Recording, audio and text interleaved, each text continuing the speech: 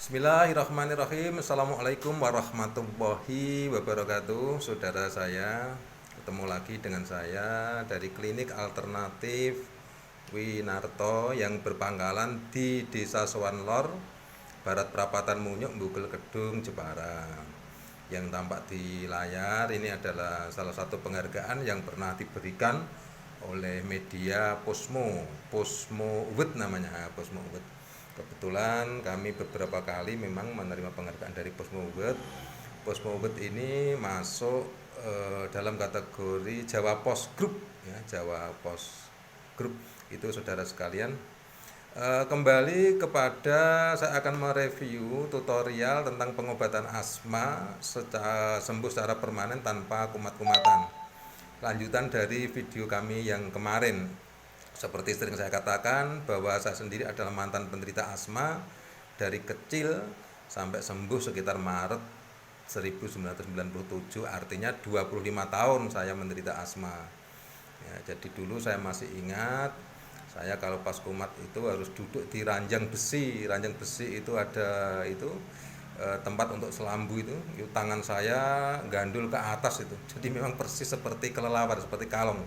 Bunyinya ngik ngik gitu. Kemudian dibonceng ayah saya naik sepeda, disuntikkan dulu, aduh saya mengingat itu, disuntikkan ke Pak Mantri, begitu sembuh, besoknya kumat lagi, besoknya kumat lagi, akhirnya sampai dengan saya harus merantau menjadi guru, yang kemudian kalau ada tugas mendadak menghadapi ujian atau apa itu justru saya sedang kumat asma saya. Maka yang menginspirasi saya adalah sebuah kitab namanya Kaso Isokafiyah karya Kiai Sumolango Kebumen ya, yang menginspirasi saya. Kemudian juga sebuah buku karya Simon Mill, orang Amerika. Di sana dikupas tuntas bahwa asma itu memang secara pengobatan standar bersifat irreversible, tidak bisa atau sulit untuk bisa disembuhkan, tetapi terbukti secara empiris banyak yang sembuh. Artinya sebagai komplement, sebagai pelengkap, sebagai alternatif ketika secara pengobatan standar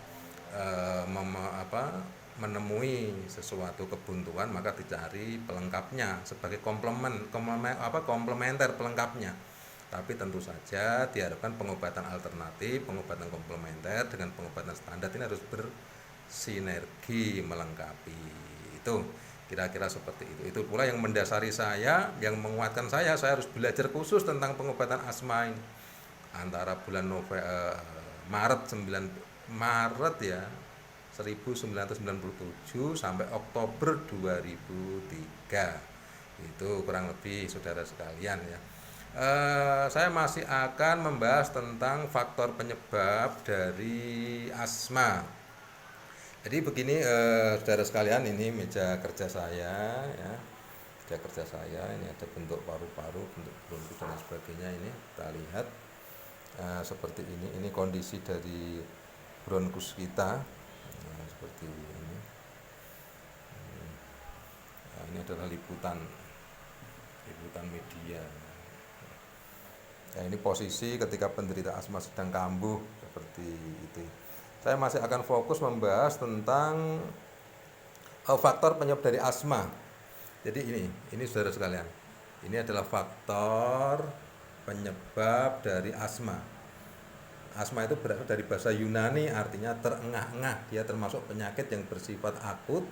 Akut itu artinya penyakit itu datangnya tiba-tiba, reaksinya cepat, perginya juga cepat. Di samping itu juga bersifat yang sering saya katakan itu misterius tapi serius. Misteriusnya karena kalau di ronsen kadang-kadang penyakitnya tidak diketemukan. Oke, saudara sekalian, masuk ke sini. Jadi ini adalah penyebab asma. Asma itu 56% dari faktor genetika, keturunan. Genetika ya, keturunan. Kemudian 44% dari faktor alergi. Ini yang sering saya katakan bahwa orang asma itu sifatnya kompleks. Kompleks itu karena penyebabnya banyak. Cuman dia bersifat kasuistis. Kasuistis artinya antara penderita yang satu dengan yang lain berbeda. Contoh, penderita asma yang gemuk dengan yang kurus berbeda, yang berlendir dengan tidak berlendir ya berbeda, yang bisa tidur dengan tidak bisa tidur juga berbeda, dan lain sebagainya. Adapun kemudian mengenai faktornya besok kita sambung lagi ya, nanti bisa itu saya seperti ini. Nanti kita sambung lagi. Oke, terima kasih. Assalamualaikum warahmatullahi wabarakatuh. Saya Winarto.